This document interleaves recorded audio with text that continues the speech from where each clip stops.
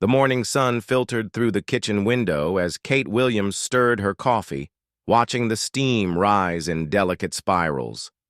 At 34, she had learned to find comfort in these quiet moments before the world demanded her attention.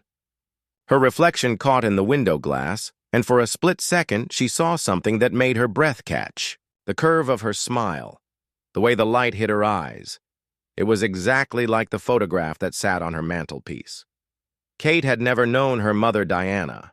She died in a car accident when Kate was just 6 months old, leaving behind only scattered photographs and stories told by relatives who spoke in hushed, reverent tones. Growing up, Kate had pieced together fragments of who Diana was, a woman who laughed easily, who collected vintage books, who had a habit of humming while she cooked. But these were borrowed memories, second-hand glimpses of a person Kate desperately wished she could have known. The phone rang, interrupting her thoughts.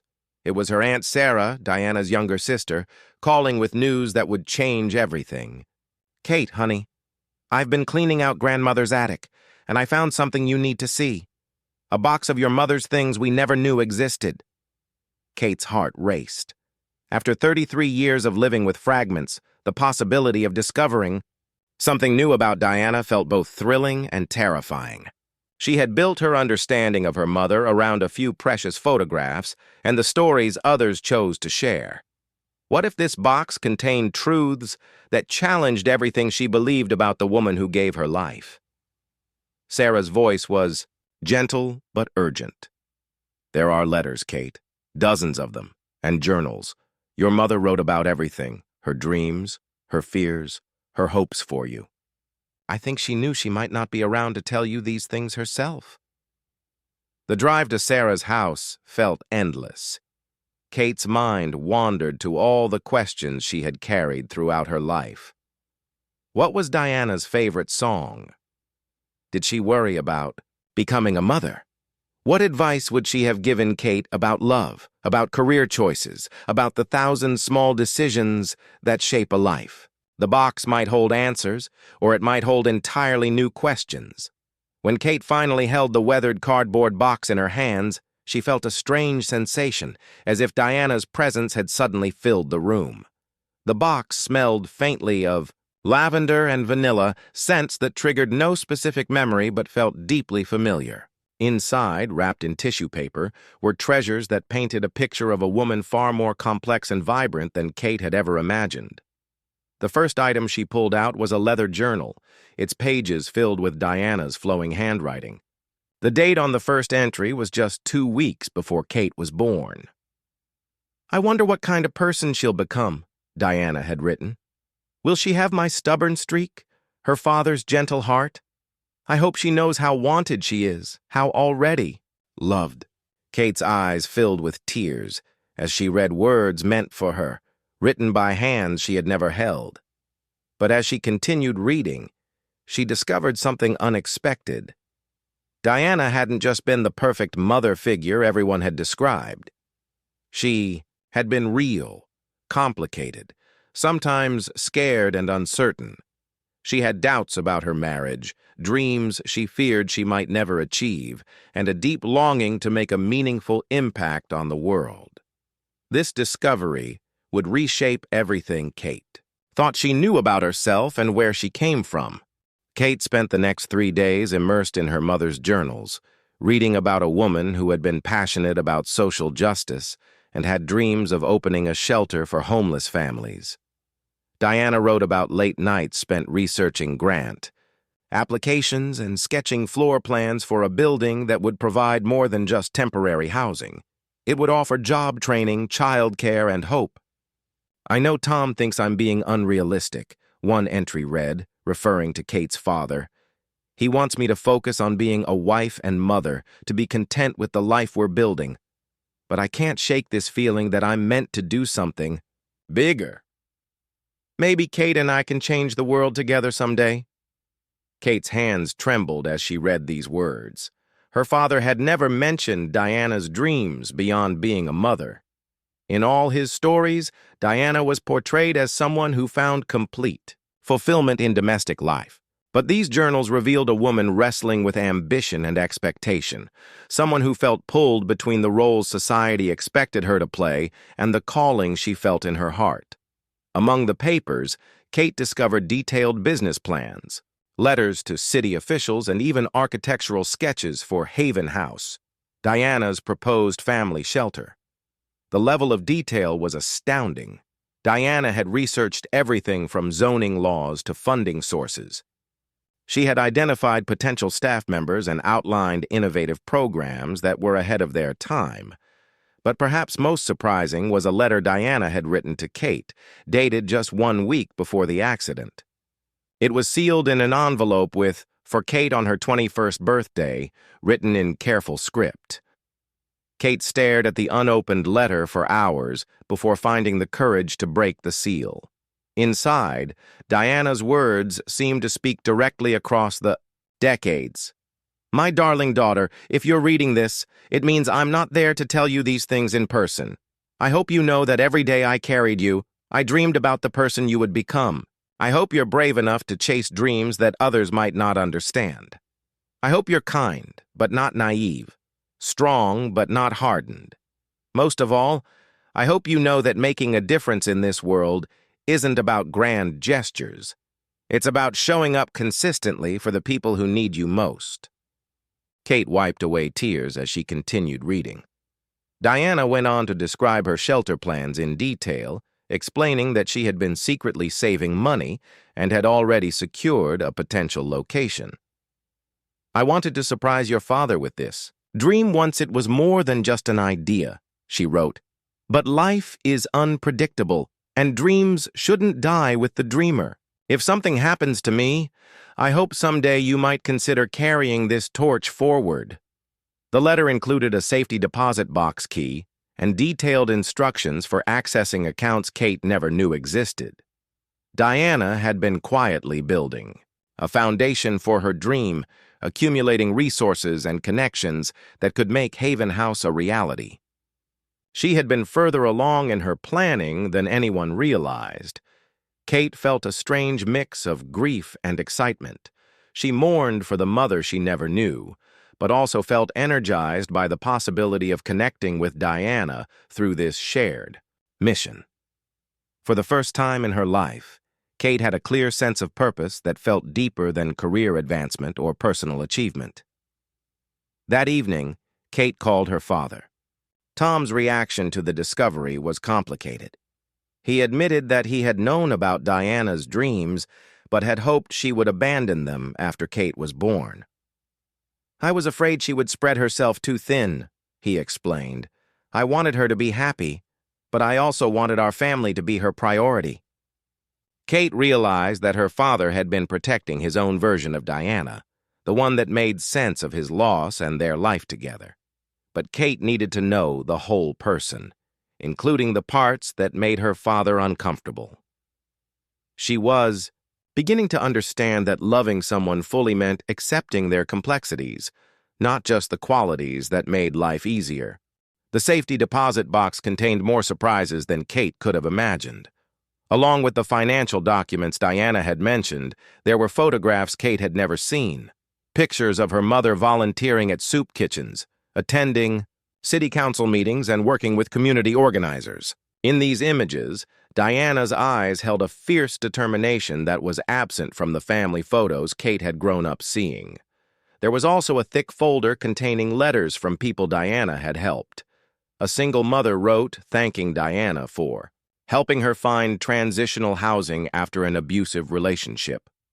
A veteran expressed gratitude for Diana's assistance in navigating the complex system of social services.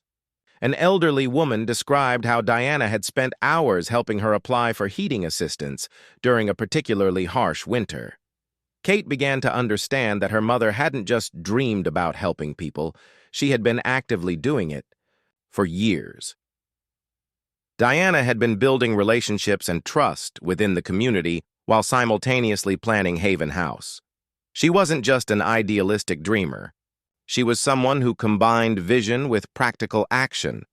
Among the letters was one from Margaret Chen, a social worker who had become Diana's close friend and collaborator. Margaret was still alive and working in the same community center where she and Diana had met 15 years earlier. Kate decided to reach out to her, hoping to learn more about her mother's work and the people whose lives she had touched. When Kate called Margaret, the older woman's voice broke with emotion. "Diana was extraordinary," Margaret said. "She had this ability to see potential in situations where others only saw problems. She never made people feel like charity cases. She made them feel like partners in creating solutions." Margaret invited Kate to visit the community center where Diana had volunteered. Walking through the building, Kate felt her mother's presence more strongly than ever. Margaret showed her the children's reading corner that Diana had organized, complete with donated books and comfortable cushions. The walls still displayed artwork from kids who had participated in after-school programs Diana had helped establish. "Your mother had this way of listening," Margaret explained as they sat. In the center's modest office, people would come in feeling hopeless, and somehow after talking with Diana, they would leave with a plan and the confidence to execute it. She didn't just offer help, she helped people discover their own strength. Margaret pulled out a worn photo album filled with pictures from various community events. Page after page showed Diana working alongside families, organizing fundraisers, and celebrating small victories. In every photo, her face radiated genuine joy and connection. These weren't the polite smiles of someone fulfilling an obligation. These were the expressions of someone living out their deepest values. "There's something else you should know," Margaret said quietly. "The building Diana wanted for Haven House. It's still available. The owner has been trying to sell it for years, but it needs significant renovation. Diana had gotten him to agree to a below-market price if she could secure funding for the improvements." Kate felt her pulse quicken.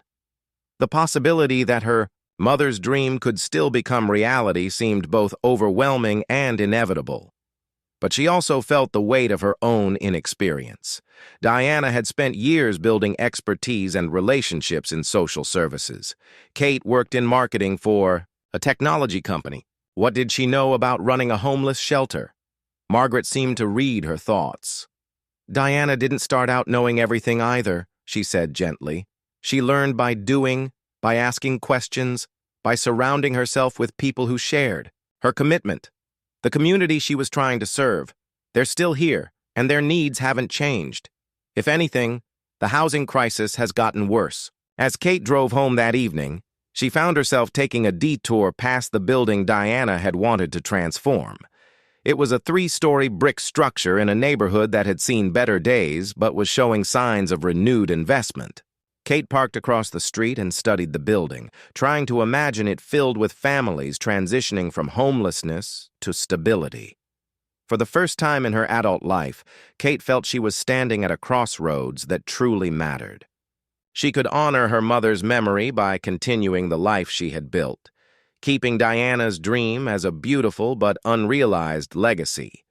Or she could step into the unknown and attempt something that might fail spectacularly, but could also transform lives. That night, Kate dreamed about her mother for the first time she could remember. In the dream, Diana wasn't giving advice or providing easy answers. She was simply present, working alongside Kate as they painted walls and arranged furniture. In a building filled with hope and possibility, Kate spent the following weeks researching everything she could about homeless services, transitional housing, and nonprofit management. What she discovered was both discouraging and motivating. The need was greater than ever, but so were the regulatory requirements and financial challenges. Starting a new shelter would require navigating complex zoning laws, obtaining multiple licenses, and securing ongoing funding that could support not just housing, but the comprehensive services Diana had envisioned. She began attending city council meetings and community forums, introducing herself as Diana Williams' daughter and explaining her interest in continuing her mother's work. The response was mixed. Some longtime community members remembered Diana fondly and expressed enthusiasm for reviving her vision. Others were skeptical about whether Kate had the experience and commitment necessary for such a demanding undertaking. Your mother had been working in this community for 5 years before she started talking about Haven House, observed Councilwoman Patricia Rodriguez after one meeting. She had earned people's trust through consistent action, not just good intentions. What have you done to prepare yourself for this kind of responsibility? The question stung because it was fair. Kate realized she had been approaching this project with the same mindset she brought to marketing campaigns, identifying a goal and developing a strategy to achieve it. But working with vulnerable populations required something deeper than strategic thinking. It required understanding born from relationship and experience. Kate decided to volunteer at existing homeless services to better understand the challenges Diana had been trying to address. She spent evenings serving meals at a downtown soup kitchen and weekends helping families navigate the complex process of accessing emergency assistance. The work was harder than she had anticipated, both physically and emotionally. At the soup kitchen, Kate met Linda, a woman in her 50s who had been living in her car for 3 months after losing her job and apartment. Linda had been a registered nurse for 20 years before a back injury ended her career and led to a spiral of medical bills and financial hardship. "People look at me and see failure," Linda told Kate one evening. "But I'm the same person I was when I was helping save lives in the emergency room. I just need a chance to rebuild." Stories like Linda's helped Kate understand why Diana had been so passionate about creating more than just temporary shelter. Traditional homeless services often focused on addressing immediate needs, a meal, a bed for the night, basic safety. But Diana's vision for Haven House had been more comprehensive. She wanted to address the underlying factors that led to homelessness and provide people with tools for long-term stability. Kate also began meeting with other nonprofit leaders to learn from their experiences. She discovered that many successful programs had started small and grown gradually, building trust and expertise over time. Sarah Mitchell, who ran a job training program for homeless veterans, suggested that Kate consider starting with a smaller pilot project rather than attempting to launch Haven House immediately. "Maybe you could begin with transitional housing for just a few families," Sarah suggested. "Get some real experience managing cases, working with landlords, navigating the social services system.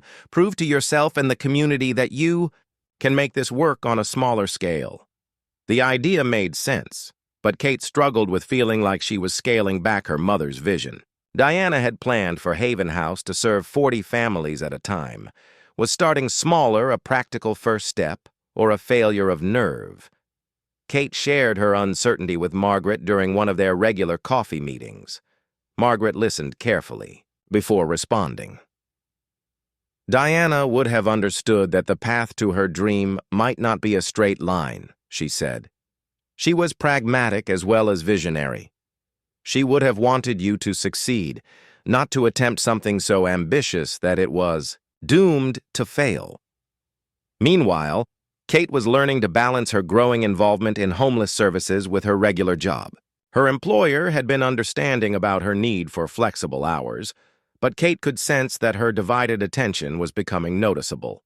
Her performance reviews remained positive, but she wasn't pursuing new opportunities or taking on the challenging projects that had previously defined her career trajectory.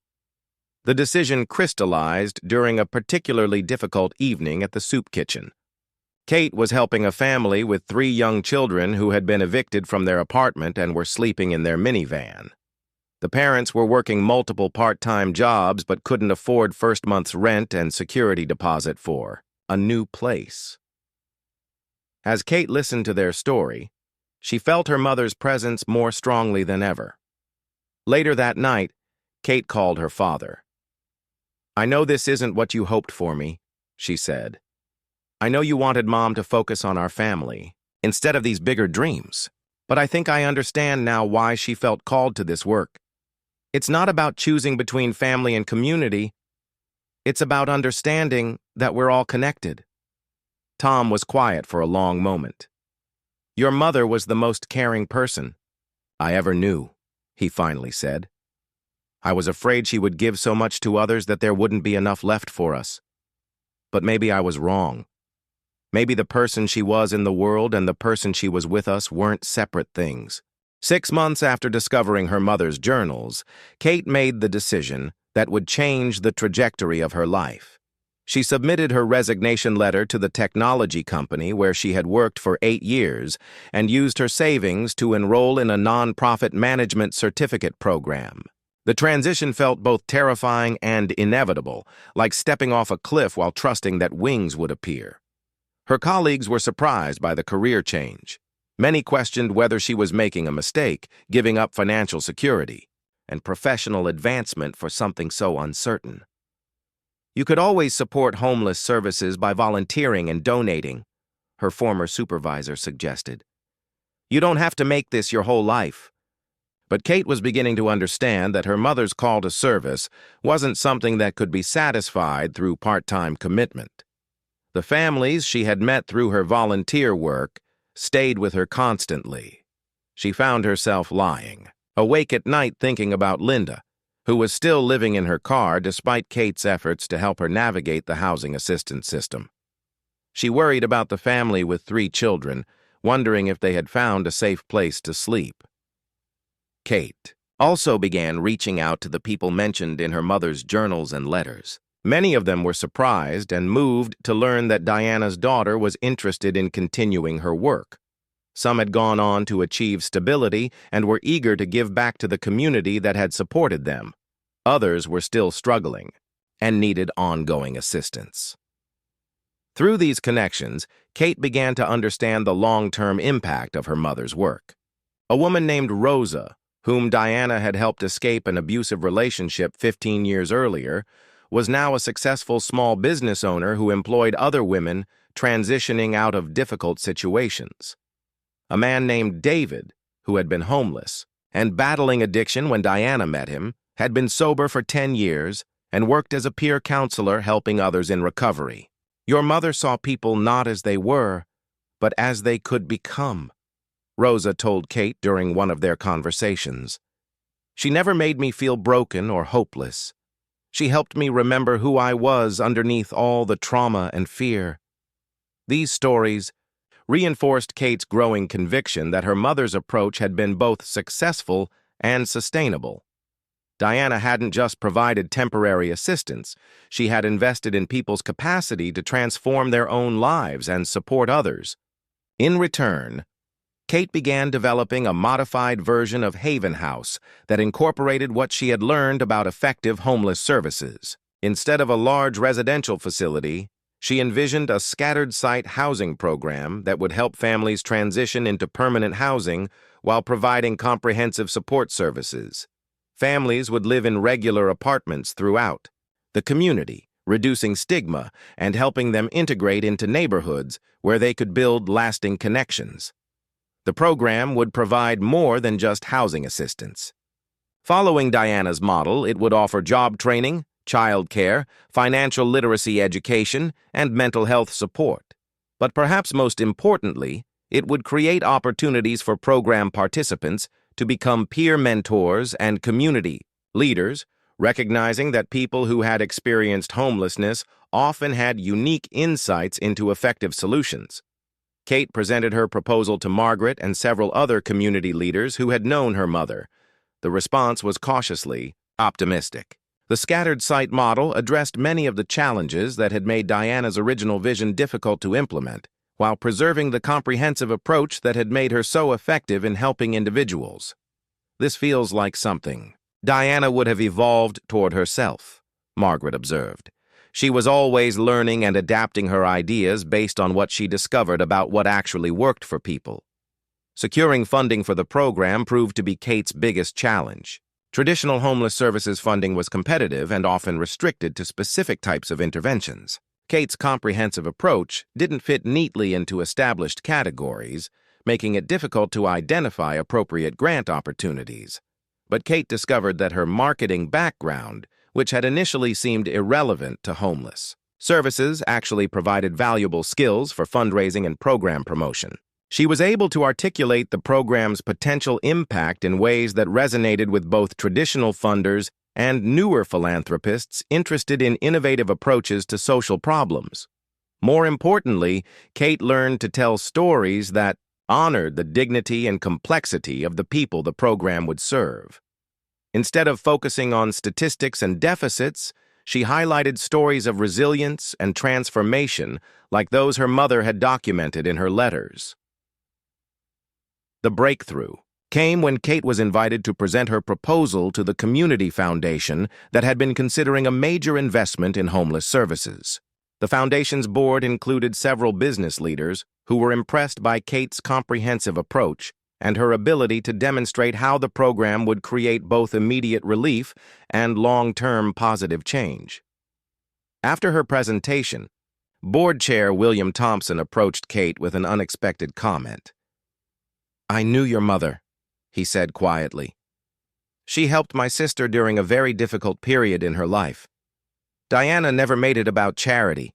She made it about community. I can see that same spirit in what you're proposing." 18 months after opening her mother's journals, Kate stood in the office of what had become the Diana Williams Family Stability Program. The walls were covered with photos of families who had transitioned from homelessness to permanent housing, children's artwork from the program's after-school activities, and certificates of appreciation from community partners. In the center of it all hung the photograph of Diana that had started Kate's journey, but now it was surrounded by evidence of dreams realized and lives transformed. The program had grown beyond Kate's initial vision. They were serving 25 families at any given time, with a waiting list that demonstrated the ongoing need in the community. More significantly, the program had achieved an 85% success rate in helping families maintain permanent housing for at least 2 years after completing the program. These weren't just statistics to Kate. They represented stories like Linda's. Linda had been one of the program's first participants. With housing stability and support services, she had been able to address her medical needs and retrain for a career that accommodated her physical limitations. She now worked as a patient advocate at the local hospital and served on the program's advisory board, providing insight from someone who had experienced both homelessness and successful transition. The most surprising development had been the emergence of a strong alumni network. Families who had completed the program stayed connected, supporting newcomers and advocating for policy changes that addressed systemic causes of homelessness. They had formed what Kate called the Diana Circle, a group that met monthly to share resources, celebrate achievements, and work on community organizing projects. Kate often marveled at how her mother's vision had evolved through implementation. Diana's original plan for Haven House had focused primarily on providing services to people experiencing homelessness.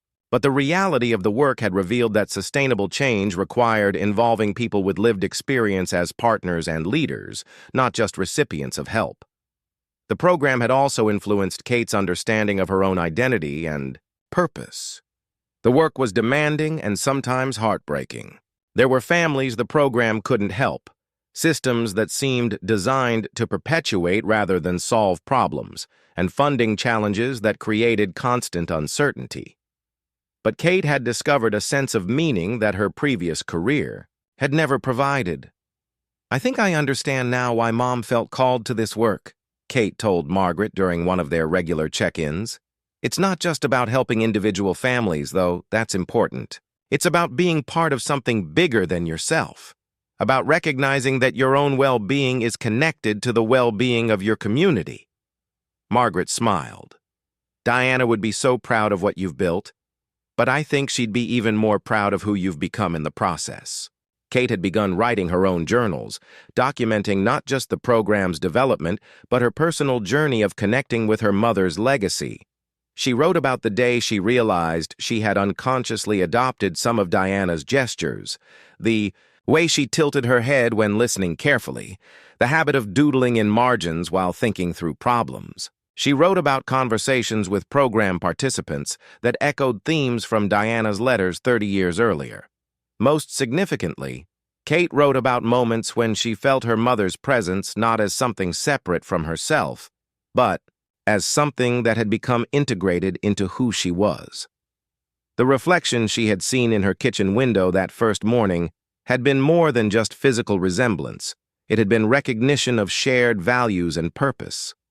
The program's success had attracted attention from other communities interested in replicating the model. Kate found herself traveling to conferences and consulting with organizations that wanted to implement similar approaches. Each presentation began with the story of discovering her mother's journals and ended with evidence of what was possible. When communities committed to comprehensive, relationship-based solutions to homelessness. During one of these presentations, a young social worker approached Kate afterward with tears in her eyes. "My father died when I was little," she said. "I never really knew what his dreams were for making the world better. Your story makes me want to find out." Kate realized that her journey had become more than just honoring her mother's memory. It had become an example of how legacy lives not in monuments or memorial plaques, but in work that continues to create positive change long after the original visionary is gone. On the second anniversary of the program's launch, Kate organized a celebration that brought together current participants, program alumni, community, partners, and supporters. As she looked around the room, filled with people whose lives had been touched by her mother's vision, Kate felt Diana's presence more clearly than ever. It wasn't the ethereal presence of spirit or memory, but the tangible presence of values lived out, dreams realized, and love expressed through service to others. The little girl who had grown up with only photographs and borrowed stories had discovered that the most meaningful inheritance wasn't what she had been told about her mother, but what she had learned by walking in Diana's footsteps and making them her own. As twilight settled over London, Kate knew her extraordinary day at St. Mary's Children's Hospital was coming to an end. But something magical was about to happen that would make this moment unforgettable for everyone present. The children, sensing that their time together was nearly over, had quietly organized something special without any adult guidance. 6-year-old Tommy, despite his weakened condition, had been wheeled back to the main ward in his hospital bed, so he could be part of what the children were calling their goodbye circle. Even the teenagers who usually tried to act tough were gathered close, not wanting to miss this final moment together. "Princess Kate," said 12-year-old Marcus, speaking for the group, "we talked while you were saying goodbye to the nurses, and we want to give you something before you leave. But it's not something we made with our hands. It's something we made with our hearts." Kate settled back into the circle, curious about what these remarkable children had planned. She had received their drawings, crafts, and stories throughout the day, but their creativity seemed endless. "We wrote you a promise," announced 9-year-old Lily, holding up a piece of paper covered with different handwriting in various colors. Everyone wrote one line, even Tommy dictated his part. "We want you to know that meeting you changed us too, and we promise to remember what we learned today." Amanda, the 13-year-old who had asked Kate about living someone else's life, began reading the collective promise aloud. Her voice was clear and strong, carrying the weight of all their shared experiences. "Dear Princess Kate, we promise to remember that being brave doesn't mean not being scared. It means doing what's right, even when we're afraid. We learned that from watching you be nervous at first, then become our friend anyway." David, the boy who had drawn Kate sitting on the ground with children, continued reading the next section. "We promise to see the real person in everyone we meet, not just what they look like on the outside or what problems they might have. You showed us that a princess is just a person who chooses to care about others." Each child took turns reading their portion of the promise, their voices growing stronger with each line. They promised to support each other through hard times, to find joy in small moments, to be grateful for each day they had, and to remember that their illnesses were only part of their stories, not the whole story. When they finished reading, something unprecedented happened. Without any prompting or planning, All 32 children began reaching for Kate's hands at the same time. Those who couldn't reach her hands touched her arms, her shoulders, or simply placed their hands on the children who were closer to her. In that moment, they created a human chain of connection that included every person in the room. Kate felt the warmth of dozens of small hands holding on to her, and she was overwhelmed by the power of their collective touch. These children, who had every reason to feel bitter about their circumstances, were offering her their love, their strength, and their hope. They were giving her their trust and asking her to carry their spirits with her into the world beyond the hospital walls. "We want you to feel this whenever you're scared or sad or lonely," whispered 8-year-old Emma, her small hand gripping Kate's fingers tightly. "Remember that you have friends who believe in you and think you're wonderful just the way you are." Tears began streaming down Kate's face as she looked around the circle at all the faces looking back at her with such love and acceptance. These children had seen her at her most vulnerable, had heard her admit her fears and insecurities, and had chosen to love her not despite her humanity, but because of it.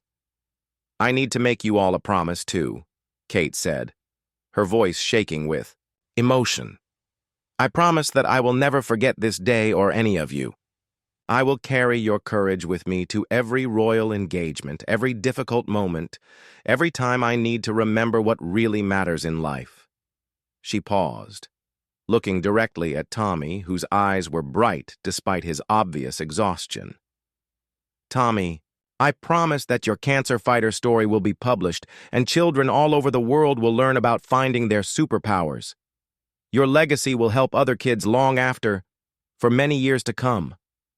The children squeezed her hands tighter, understanding the weight of what she was promising.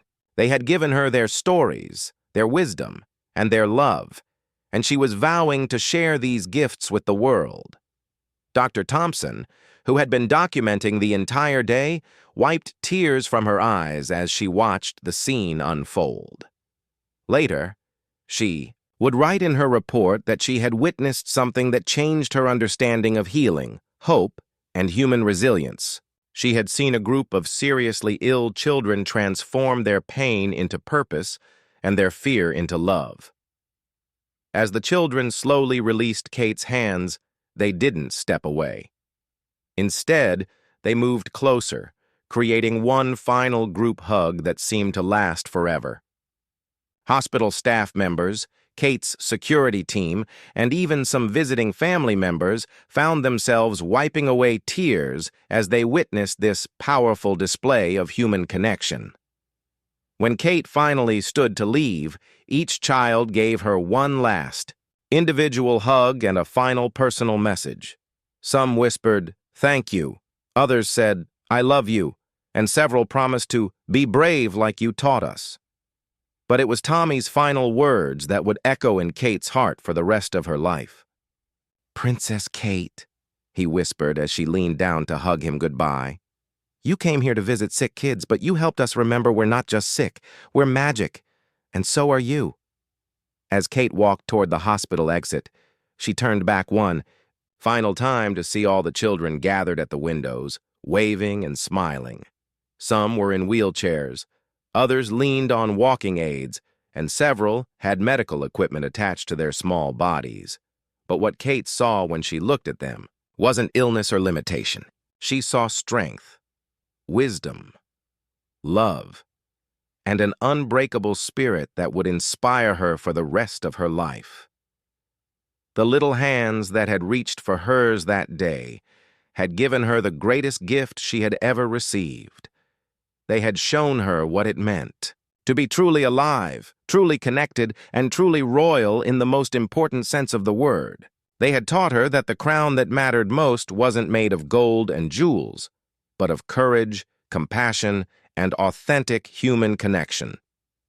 Years later, Kate would still carry Tommy's hand-drawn crown in her purse, and she would still feel the warmth of 32 pairs of small hands whenever she needed to remember what real strength looked like. The children had reached for her hands, but in doing so, they had touched her heart and changed her soul forever.